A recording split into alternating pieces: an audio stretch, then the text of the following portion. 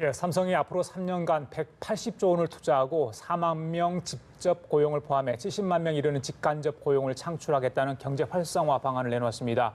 문재인 대통령과 이재용 삼성 부회장이 인도에서 만난 지 한 달 만에 나온 결과입니다. 네, 국회가 특수활동비를 양성화해서 투명하게 운영하기로 했는데 피감기관 지원 국회의원들의 해외 출장은 원칙적으로 금지하겠다고 밝혔습니다. 제대로 지켜질지 의문입니다. 진수희 전 국회의원, 김형주 전 더불어민주당 의원과 함께 오늘 정치권 소식 살펴보겠습니다. 네, 안녕하십니까? 안녕하세요. 어서 오십시오. 네. 삼성의 경제 활성화 대책 그 이야기 좀 하겠습니다. 네. 너무 경제 문제가 지금 이제 화두가 되고 있는 상황이다 보니까요. 문재인 대통령과 이재용 삼성 부회장 지난번에 인도에서 만났죠. 최근에는 이제 김동연 부총리가 삼성 공장까지 방문을 했는데 그 뒤로 이런 이제 결과물을 내놓았습니다. 그래서 세계 1위 기업의 이런 투자 계획. 그래서 정부로서는 일단 좀 한숨 놓았다고 할까요? 어떻게 네. 보십니까? 여러 가지 고용이라든지 경제 지표 자체가 좋지 않은 상황에서 어쨌든 어렵사리 삼성이 이런 대규모 투자, 특히 180조 중에 130조를 국내에 하고 또 4만 명의 직접 투자 그리고 70만 명을 직간접적으로 고용한다라고 하는 것은 상당히 좋은 소식이다 그렇게 생각이 듭니다. 기본적으로 이제 그 2010년도에 여러 가지 5개 신산업을 선정한 데 이어서 최근에 어쨌든 이재용 부회장이 직접적으로 뭐 5G라든지 AI라든지 그리고 전장 부품 업체라고 하는 것은 앞으로 자율 자동차 시대를 겨냥하는 또 메모리 반도체라든지 핵심적으로 4차 산업혁명의 주요 어떤 핵심 부품이라든지 골간 그 기업에 새로운 비전을 내놨다는 면에서 이재용 부회장 체제가 구축되는 하나의 신호탄이고도 예. 또 국내에서 여러 가지 답답했던 경제 문제나 고용 문제를 일단락 지을 수 있는 한 단계 올릴 수 있는 모멘텀이 된다는 건 보여줄 수 있고 또 하나는 자율주행차 영역으로 간다는 의미에서 삼성과 현대의 말하자면 시너지라든지 협력이라든지 이런 것도 내다볼 수 있는 하나의 새로운 어떤 전기가 아닌가 그렇게 보여집니다. 예. 삼성 입장에서는 사실 작년 투자와 크게 달라지는 게 없고 그렇다 보니 자연스럽게 정부 입장에서 뭐 재벌 개혁과 관련된 부분에 좀 제동이 걸리는 것 아니냐 이런 부정적 시각도 있는데 이거 어떻게 보십니까? 저는 이제 그런 시각에 앞서서 예. 우리 경제가 지금 매우 어려운 국면으로 가고 있는데 다행이다. 숨통이 좀 트여질 수 있을 것 같은 기대가 있어서 다행스럽다고 예. 생각을 하는데 특히 지난 18개월 누적 취업자 수가 겨우 10만 명에 불과할 정도로 굉장히 지금 침체가 돼 있고 이거는 2008년 그 글로벌 금융위기 이후 처음 지금 맞고 있는 어려운 국면인데 그 당시에는 그래도 모든 세계가 다 같이 겪는 어려움이었지만 이번은 미국이나 일본은 굉장히 좋은 상황인데 우리만 이런 어려움을 겪는 상황에서 예. 이제 삼성이 발표를 한 건데 저는 늘 이제 이게 처음 우리가 보는 장면은 아니에요. 전 정권에서 우리가 익히 보아왔던 장면들인데 과연 제가 이제 그걸 보면서 궁금했던 거는 과연 이 이제 정부의 필요와 대기업의 이해관계가 만나는 지점에서 늘 이런 것들이 발표는 됩니다. 예. 그런데 과연 그 이후에 이런 약속이나 이런 계획들이 제대로 지켜졌는지 누군가 이걸 팔로우업을 하고 있는지 저는 그게 굉장히 궁금해서 예. 이번에는 좀 그 작업이 있어야 된다는 점 말씀을 드리고 네. 저는 제가 이게 익히 보아오던 장면이라는 점에서 한편으로는 다행스럽지만 한편으로는 제가 씁쓸했던 게 뭐냐면 저 삼성 대기업과 이재용 부회장이 누굽니까? 불과 작년, 재작년에 이 국정농단 예. 사태의 한 축으로서 현재 또 재판이 진행 중이고 수감을 1년 넘게 수감 생활을 하다가 항소심 재판부에 의해서 풀려날 때 바로 민주당에서부터 그 재판부에 대해서 비판했었던 그 장본인이 이제 이재용 부회장인데 그랬던 그분을 대통령이 인도에 가서 투자 주문하고 또 최근에 부총리가 삼성 그 회사를 방문해서 뭐 삼성 띄워주고 또 창업주인 이병철 회장 뭐 칭송하고 이런 장면 끝에 오늘 발표된 이 계획들이라 참 좀 씁쓸하다 이런 생각이 들고요. 저는 이번 정부는 지난 정부들하고는 좀 달라야 된다고 생각한 게 뭐냐면 정부는 정부가 할 일만 하면 됩니다. 그러니까 법과 제도로서 기업을 규율만 하면 되고 불필요한 규제 걷어주고요. 특별히 간섭이나 개입할 거 없이 그렇게 잘 하도록 그냥 내버려 두면 됩니다. 그리고 기업은요. 제가 보기에 삼성만 해도 이제 글로벌 기업이기 때문에 애국심 갖고 기업하는 기업 수준은 아니죠. 그러니까 자신들이 투자해서 수익이 기대되면 언제든지 저는 정부가 투자하지 말라 그래도 투자할 거예요. 그러면 이 기업은 기업대로 정해진 법 테두리 안에서 투자도 하고 고용도 하고 공정거래의 틀 안에서 하면 되고, 정부는 정부대로 대기업에 대해서는 간섭도 규제도 할 거 없이 그냥 내버려 두면 되지, 저렇게 대통령과 부총리가 만나서 주문을 하고 거기에 화답을 하듯이 이런 식의 경제 운영 방식은 저는 이번 정부에서는 안 봤으면 좋겠다고 생각을 했는데, 다시 보게 되면서 한편으로는 다행스럽지만 한편으로는 좀 씁쓸한 생각도 들었다는 게 제 솔직한 심정입니다. 기업은 뭐 투자, 일자리 창출, 그 본연의 역할을 하면 되는 것 같고요. 네. 뭐 그렇다고 해서 재벌 개혁의 칼날이 묻어져서는 안 되겠다, 이런 취지로 말씀하신 것 같아요. 그렇습니다. 이번 뭐 삼성의 계획이 일자리 창출에 마중물 역할을 해보길 좀 기대해 보고요. 경제 이야기 하나 더 하겠습니다. 최근에 문재인 대통령이 인터넷 전문은행 은산분리 완화 방침을 시사하지 않았습니까? 글쎄요, 인터넷 전문은행 그 산업자본이 은행자본 그 인터넷 네. 은행의 4% 이상 지분 소유 못하게 돼 있기 때문에 네. 이걸 조금 완화해야 된다. 예전에 정치권에서 논란이 됐던 부분인데 규제 혁신과 관련해서 대통령이 요즘에 적극적인 행보를 하고 있거든요. 네. 어떻게 봐야 되겠습니까? 더군다나 이제 4차 산업혁명 시대, 또 블록체인이나 여러 가지 어떤 그 지불 수단이라든지 새로운 어떤 디지털 상태에서 금융혁신 솔루션들이 많이 나오고 있습니다.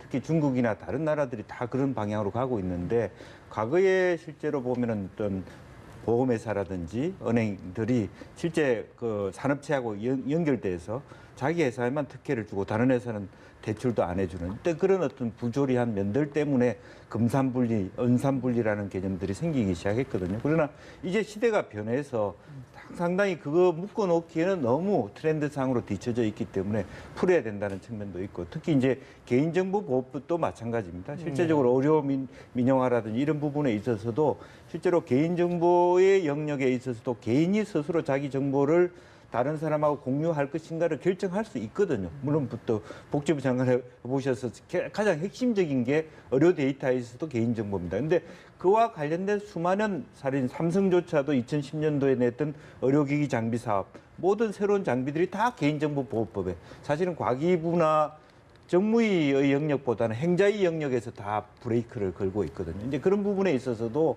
종합적으로 포괄적으로 이 문제를 들여다본다는 것은 저는 긍정적인 시간들이다. 물론 어떤 정책과 어떤 추진 체제에 있어서도 일부 부작용이 있을 수 있기 때문에 저는 외국에서 하듯이 말하자면 시장 프렌들리 하면서도 케어풀리 보는, 즉 쭉 시장이 할 수 있도록 아까 말씀하신 대로 해주고 규제를 풀어주고, 다만 이상한 지점에 대해서 정부가 그때 개입해도 저는 늦지 않다고 생각하는데, 지금까지 우리 정부가 보여준 측면은 이상한 거는 우선 하지 마라부터 해왔기 때문에 아무것도 할 수 없는 그런 지점을 지금 전체적으로 대통령께서 분위기상으로 심리적으로 풀어가고 있는 뭐 좋은 조짐이다, 저는 그렇게 생각합니다. 일부 시분단체와 진보 진영에서는 좀 반발이 있는 것 같아요. 뭐 청와대에 추진하는 정책에 대해서 뭐 어떻게 봐야 되겠습니까?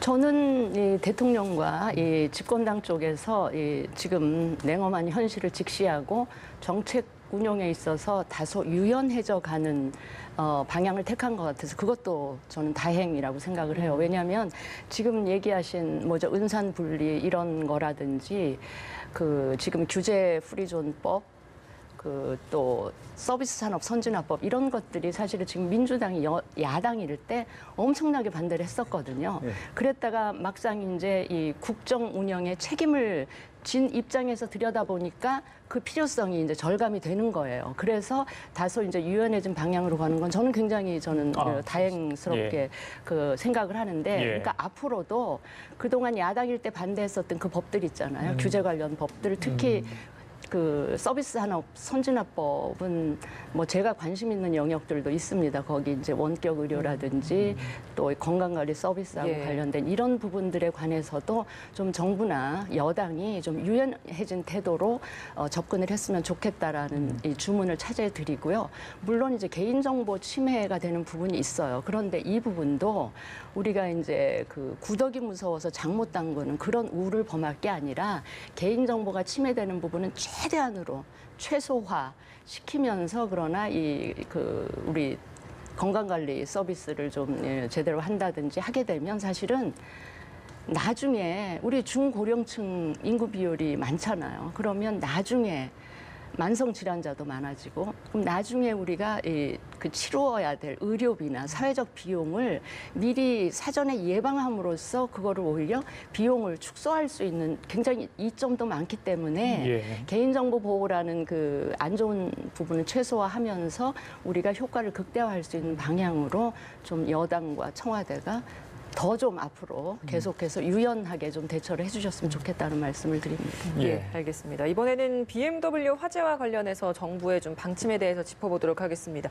처음에는 권고만 했다가 이번에는 안전점검 받지 않은 차량 운행 중지를 시키겠다라는 것을 좀 고민을 하고 있는 것 같습니다. 이 같은 정부 방안 좀 어떻게 평가하십니까? 사실은 원천적으로 국토부가 그동안에 조금 뭐랄까 외국 승용차에 대해서 너무 많은 페이브를 줘온 건 아닌가. 실제적으로 좀 더 철저하게 여러 가지 점검하는 선도적인 조치, 그것이야말로 오히려 더 필요했던 부분인데 뒷북 정책이다 저는 그렇게 솔직히 생각해야 될 것 같다라는 생각이 들고요. 그래서 오늘도 뭐 국토부 장관이 직접 나와서 여러 가지 이야기를 하고 있습니다만은 원천적으로 사실은 국회도 말하자면 징벌적 차원에서 그런 문제들을 깊이 다룰 수 있는 법안도 빨리 만들어 주시고 그야말로 개인 소비자의 피해 이전에 국가가 조금 더 어떤 그 국민 안전과 관련돼서는 처음부터 이렇게 균등하게 그런 잣대를 댈 필요가 있다. 좀 뒤늦었다 이렇게 생각이 듭니다. 예. 정부가 좀 강하게 나갈 때는 좀 나갔으면 좋겠어요. 그렇죠. 저는 국민들 좀 답답해요. 우리 소비자들이 국민들이 지금 굉장히 화가 나 있는 상태고요. 그게 전에 왜 폭스바겐 사태 있었지 않습니까? 폭스바겐 사태에서도 우리가 본 게 왜 우리 소비자들만 그 글로벌 기업들이 차별하는 거 아닌가라는 그 생각 때문에 굉장히 그 불쾌하기도 했고 그때는 참았다가 이번 BMW 상황을 보면서 이제 그 분노가 저는 그게 치닫게 되니까 네. 이제 정부가 뒤늦게 나서는 것 같았는데요. 폭스바겐 사태 때부터 우리가 좀 적극적으로 대처를 했더라면 적어도 BMW에 의한 피해는 좀 더 줄이지 않았을까 하는 조금 후회되는 심정입니다. 알겠습니다. 자, 본격적으로 국회로 좀 가서요. 네, 국회 소식 좀 같이 얘기 좀 나눠볼까요? 민주당과 한국당, 글쎄요, 이 국회의원들 쌈짓돈 논란을 일으켰던 특활비 영수증 반드시 첨부해가지고 이제는 내야 될 것 같은데 그럼에도 불구하고 이게 사실은 아예 특활비를 없애야 되는 거 아니냐 여론이 많았거든요. 그래서 근데 양성화, 투명화는 좋은데 좀 더 한 걸음 더 나아가지 써야 한다 이런 여론이 많았는데 좀 부족한 것 아니냐 이런 지적이 있습니다. 어떻게 보십니까? 우선 뭐 특활비 첫 번째 근본적으로는 돈 많이 는 정치 구조를 더 바꿔야 되고요. 심지어는 좀 다른 얘기 같습니다만 보좌관들도 너무 많습니다. 국민들이 오해할 수 있는 1인 국회의원한테 들어가는 비용이 국회의원 월급은 얼마 안 됩니다, 사실은. 제가 국회의원 당시에 집에 갖다 주는 돈이 300~400만 원도 안 될 정도의 당비 내고 이렇게 되면. 근데 보좌관들 월급이 연으로 치면은 몇 억씩 되거든요. 예.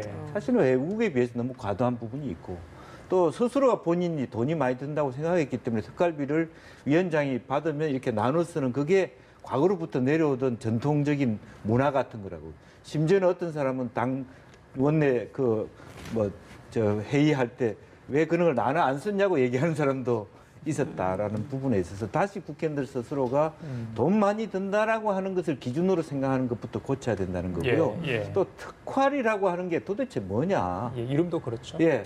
뭘 특수활동비? 특수 활동을 하냐. 사실은 상여금이라고 하는 게 더 낫지. 나눠 쓴다 그러면. 사실 그런 문제부터 정확하게 데피니션이 있어야 될 것 같고 스스로 판단해서 이 특수 활동이라는 것이 이 상임위 운영하는 데라든 여러 가지 불필요하다 그러면 좀 낮춰 잡는다든지 뭐 여러 가지 투명하게 영수증 처리가 될 수 있는 항목을 정해서 자기가 이런 상임위 활동을 하는데 이 돈이 있으니 이렇게 적정한 절차를 통해서 올리면 국회 사무처에서 승인받으면 그 돈을 쓰게 한다든지 뭔가 이런 절차가 있어야지 무조건 돈을 받고 난 다음에 영수증 처리만 되면 되고 그런 어떤 영수증을 처리할 겁니까? 밥 먹는 영수증, 교통비 뭐 하여튼 그런 부분에 있어서도 조금 더 절차적으로 종합적인 국회의원 스스로의 어떤 그 패러다임 전환이 필요한 개인적으로 진짜 궁금한데 예전에 네. 국회 계실 때 그렇지만 그 원내대표나 당 지도부 그리고 상임위원장들이 네. 특활비를 그렇게 일반 국회의원에 비해서 많이 이렇게 사용할 수 있나요?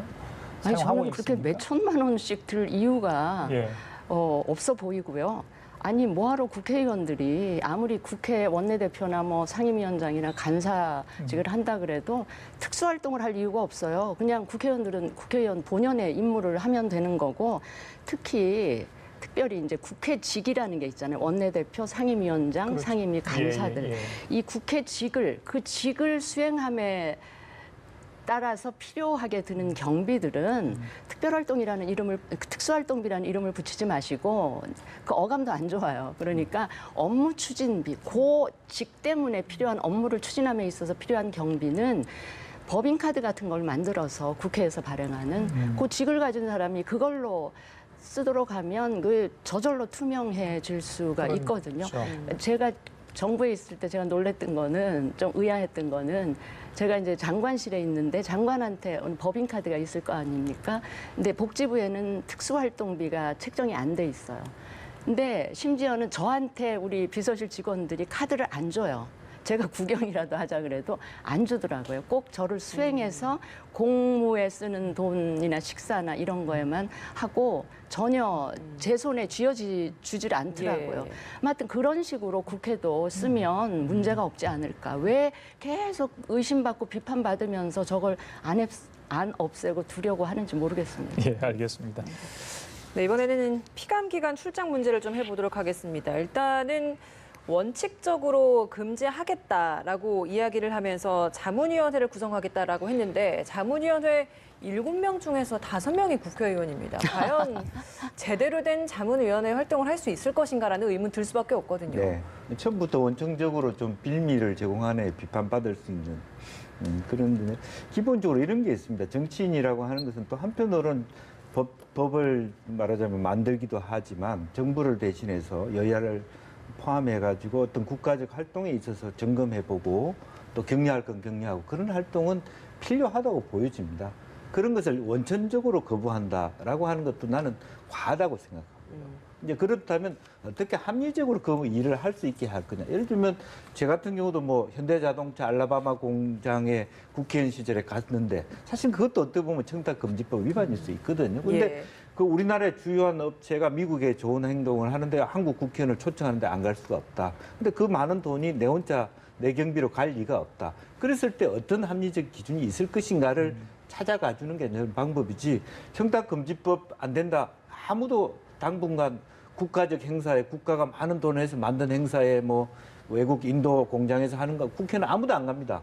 자기 돈 주고. 그런 상황이 과연 국익에 도움이 되느냐. 그러니까 국익과 투명의 관점에서 차분하게 봐야지 다 안 간다, 간다. 이것이 저는 대안이 아니다. 저는 그렇게 생각이 들어요. 저는 제가 국회 밖에서 보다 보니까 저 국회가 내놓은 새로운 제도 개선안이 진정성이 있으려면 지금 왜 권익위에서 국회로 보내온 그 38명 예. 명단 있잖아요. 저는 그거 공개해야 된다고 봅니다. 공개 안 한다고 또 하고 있죠. 그러니까 그거 공개하면서 우리가 앞으로는 이런 식으로 하겠습니다라고 제도 개선안을 내놓을 때 그 예. 개선안이 진정성이 있는 것이지 이거는 감춰놓고 뭐 앞으로는 이렇게 해보겠습니다. 저는 국민들 믿지 않을 것 같습니다. 예, 알겠습니다. 그래서 실제로 뭐 청와대 안에서도 민정실이 있듯이 국회 안에서도 국회 대변인 우리는 국회에서 그런 권한이 없다라고 아예 대놓고 얘기를 하잖아요. 국회 사무처의 권위, 그 권위가 국회의원 개인의 어떤 그 윤리적 문제를 걸고 넘어질 수 있는 작동 기구를 하나 만들 필요가 있다. 저는 그렇게 생각합니다. 그래요. 알겠습니다. 잠깐 이 얘기할게요. 김경수 지사 오늘 2차 소환이 이루어졌는데 특검 기간 연장을 일부 야당 쪽에서 이제 주장을 하고 있는 것 같습니다. 정치권이 이 부분을 어떻게 보고 있는지 글쎄요 궁금한데 두 분 얘기 잠깐 좀 듣고 다른 얘기 하겠습니다. 네. 저는 뭐 특검 쪽에서 되도록 60일 기한 내에 그 마무리 해보겠다라고 하고 있으니까 저는 지켜보면 좋을 것 같고 이 특검에 관해서 지금 특검을 흔들지 말았으면 좋겠어요. 그 기한을 뭐 연장해야 된다 말아야 된다라든가 또 여당의 어떤 의원인가는 뭐 김경수 지사가 기소는 될 텐데 구속영장 청구를 한다 해도 기각될 것이다. 이런 이야기를 하는 것 자체가 저는 특검에 일종의 외압을 가하는 것일 수 있기 때문에 특검 수사에 관해서 정치권은 그냥 지켜보기만 했으면 좋겠어요. 그 수사 결과를 보고 나중에 평가를 하더라도 그때까지는 좀 유보했으면 좋겠다. 예. 이런 말씀입니다. 저도 뭐 같은 입장입니다. 실제로 이제 8월 25일 이제 기간이 다 됐죠. 그런데 과연 특검 스스로가 판단했을 때 더 구체적인 어떤 증거를 가지고 수사를 할 만하다고 했을 때 자발적으로 뭐 추가 요구를 할 수 있고요. 그걸 정치권에서 가급적이면 이것저것 어떤 정치적 발언을 하지 않고 물 흐르듯이 하는 것이 가장 말하면 여야 모두에게 좋지 않겠나 그렇게 생각이 듭니다. 알겠습니다. 네, 한국당이 최근 논란이 되고 있는 북한산 석탄 문제와 관련해서 국정조사를 해야 한다라고 이야기를 하고 있는데 보시기에는 국정조사까지 가야 할 사안이라고 보시는지요? 저는 일단 어제 외교부에서도 확인을 했잖아요. 두 예. 군데는 들여왔다라는 식으로. 그랬기 때문에 일단 외교위원회에서, 외통위원회에서 상임위 차원에서 적극적으로 그 진상을 한번 조사를 하고요. 그 결과를 봐가면서 저는 이 건은 상당히 그 가벼운 사안이 저는 결코 아니라고 보기 때문에 국정조사까지 갈 수도 있는 사안이다 이렇게 생각을 하고요. 예. 저는 우리 정부가 지금 대북 그 대화 중이라고 해서 북한에 지나치게 온정적이고 북한을 자극하지 않으려고 하다 보니까 저는 이런 일이 발생을 하는 것 같은데 저는 우리 정부 누구 못지않게 저는 북한의 그 비핵화를 원한다고 봐요. 북한의 비핵화를 원하면 원할수록 오히려 유엔이 지금 국제사회에서 북한에 대해서 가하고 있는 이 제재에 관해서 적극적으로 저는 동참을 하는 게 오히려 북한의 비핵화를 빠른 시일 내에 끌어낼 수 있는 그런 방식이지 북한에 온정적으로 하고 또 자극하지 않고 이런 방식으로 가면 오히려 저는 더 좋지 않다고 생각을 합니다. 네. 사실 뭐 이 부분은 이제 러시아가 끼어 있지 않습니까? 배가 이제 나웃가에서 출발해서 왔는데 그렇다면 이제 뭐 더 상세히 알아야 될 것은 그야말로 러시아산이냐의 문제가 아니라 북한산인데 북한산일 수 있겠죠. 그러면 러시아가 수입을 해서 다시 판 것인지 진상을 정확하게 모르고 수입한 것인지 알면서도 정부가 말하자면 북한을 도와주기 위해서 했는지 그게 핵심일 거라고 보여집니다. 만약에 정부가 북한의 어려움을 돕기 위해서 그런 일을 했다면 그것은 그야말로 생션 상으로 유엔 대북 결의안 위반이 될 것입니다. 그래서 예. 다행스럽게 말하자면 미국에서도 어쨌든 한국 정부에 신뢰한다라고 하는 부분이고 늦게나마 이 정부가 정확하게 투명하게 이 문제를 해서 만에 하나라도 북한산인 줄 알면서 수입했다면 거기에 대한 제재, 그 국내적 어떤 그 법적인 조치를 취해야 되겠죠. 알겠습니다. 자, 한국당 얘기 잠깐 하겠습니다. 1년 만에 이 당 지도부 중진 연석회의를 개최했습니다. 홍준표 대표 시절에 이제 했던 건데 홍준표 대표가 그만하자 이렇게 해가지고 열리지 않았던 겁니다. 글쎄요, 김병준 비대위원장 좀 소통을 해보려는 노력들이 보인다 이런 평가가 있습니다만 어떻게 봐야 될지요? 예. 글쎄 어쨌든 소통한다는 뭐 단계적으로 소통하는 과정에서는 저는 바람직하다고 생각이 듭니다. 다만 이제 그 소통의 과정이 잘못하면 그야말로 어떤 본인 스스로가 덫이 되고 늪이 될 수도 있기 때문에 그런 부분은 새로운 어떤 보수의 개혁이라든지 자기 어떤 기본적인 정책적인 어떤 제안들을 하는 힘을 가지는 데 과정으로 적절하게 쓰여질 수 있는 것인지 아니면 이런저런 이야기들이 튀어나와서 본인 스스로가 그게 묻혀버리는 잘못한 무덤이 될 수 있기 때문에 그런 어떤 밸런스를 잘 만들어 가야 되지 않겠나 그렇게 생각이 듭니다. 좀 외형적인 변화 좀 많이 생기려고 하는 것 같아요. 보니까 뭐 티셔츠 차림도 허용을 하겠다라고 이야기를 하고 있고 비대위원장 뭐 백보드를 LCD를 바꾸겠다라는 움직임도 있는 것 같은데 이런 외형적인 변화는 좀 어떻게 보셨습니까? 물론 뭐 없는 것보다야 낫겠죠. 형식이 내용을 결정한다 이런 말도 있듯이 예. 그런 이제 외형적인 게 바뀌게 되면 아무래도 생각이나 사고의 방식이나 지향점도 달라지는데 영향은 줄 겁니다만 그거는 극히 일부일 거고요. 예. 그 김병준 비대위원장이 저런 식으로 하는 이유는 두 가지일 겁니다. 하나는 홍준표 대표 시절에 했던 것과는 이제 차별화하려는 의도가 있을 거고요. 두 번째 이유는 어쨌든 이 김병준 위원장은 외부에서 오신 분이고 당내에 자기 조직이랄까 이 우군이 없는 형편 아닙니까? 그러니까 어쨌든 본인이 지금 생각하고 있는 한국당의 혁신이나 이런 것들이 제대로 그 굴러가려면 당내 우군을 최대한 많이 확보를 해야 된다는 차원에서 아마 이 저런 그 행보를 하고 있는 것 같습니다. 예. 그 손학규 바른미래 전 선대위원장이죠. 네. 어제 이제 공식적으로 당 대표에 나가겠다고 선언을 했습니다. 글쎄요, 뭐 올드보이 귀환이라도 이야기가 있지만 그 손학규 전 대표가 뭔가를 하려면 다른 일이 찾이지 않습니까? 지난번에 그 송파을 출마했을 때도요. 그 북미 정상회담 트럼프 대통령이 하지 네. 않겠다 뭐 이런 이야기 있어가지고 있었고. 이슈가 다른 곳으로 번지는 네. 바람에 굉장히 묻히는 이런 일이 핵이 있었는데 발사되거나 네, 어제 이제 발표할 때 이 삼성의 그 경제 활성화 네. 대책이 발표돼서 이게 또 이게 묻히는 거 아니냐 그랬는데 네. 어떻게 봐야 되겠습니까? 이런 그래서 오히려 직기스가 기자들이 있는 건가요? 그런 부분에 대해서 네. 숨을 죽이고 긴장을 했다. 네. 과연 이번에는 무슨 일이 어떤 터질까? 일이 터질 것인가. 그러면서도 아직까지 안 터지고 있다. 이런 것까지 기자들끼리 논의를 했다니까 아주 재미있는 현상인데 어쨌든 징크스는 깨졌다. 그렇게 보여지는데요. 예. 이제 그런 면에서 이 실제적으로 이제 더 한편으로는 아무런 그런 어떤 뭐 일들이 안 터졌음에도 불구하고 얼마나 집중력을 받게 됐는가라고 하는 것은 좀 다른 이야기 아닙니까? 본인이 왜 출마했고 새로운 기대를 걸 거냐가 아니라 일이 터질 거냐 안 터질 거냐가 더 화제가 되는 것이 좀 뭐 오프다 예. 이런 느낌들이 들고요. 어쨌든 많은 12명이라고 되는 후보들이 예. 이제 출마를 하셨습니다만은 조금 더 이렇게 그 말하자면 바른미래당의 새로운 비전들을 만들어내는 데 도움이 됐으면 좋겠다. 그런데 많이 나온 것을 보면 오히려 역으로 미래가 불투명하니까 우선 내가 존재감을 보여야 되겠다. 그런 의도도 있는 것 같아서 조금 물론 뭐 6명인가요? 중간에 네, 걸러진다고는 예. 합니다만은 그런 것 자체도 그렇게 꼭 좋은 모습이다라고만 볼 수 없는 그런 측면도 있는 것 같습니다. 바른미래당 전대 변수가 안심이다라는 이야기가 있는데 어제 기자회견 장소에 보면 안철수 측의 의원들이 좀 많이 포진하다 보니까 결국에는 안심이 손 전 상임위원장에게 가는 게 아니냐. 상임선대위원장에게 간 게 아니냐라는 시각도 있는데 이 부분은 좀 어떻게 보십니까? 저는 지금 제가 소속이 바른미래당임에도 불구하고 뭔가 새로운 정치를 하겠다라는 그 취지로 당이 만들어졌는데 예. 역시 전대 상황이 되니까 또 그 구태의연한 뭐 안심, 뭐 유심, 막 이런 얘기가 나오니까 제 자신이 굉장히 제가 속한 당이지만 좀 실망스럽고요. 저는 이게 꼭 바른미래당뿐이 아니고요. 그 올드보이 논란도 저는 이 집권당인 민주당에서부터 시작된 것이다 이렇게 생각을 해요.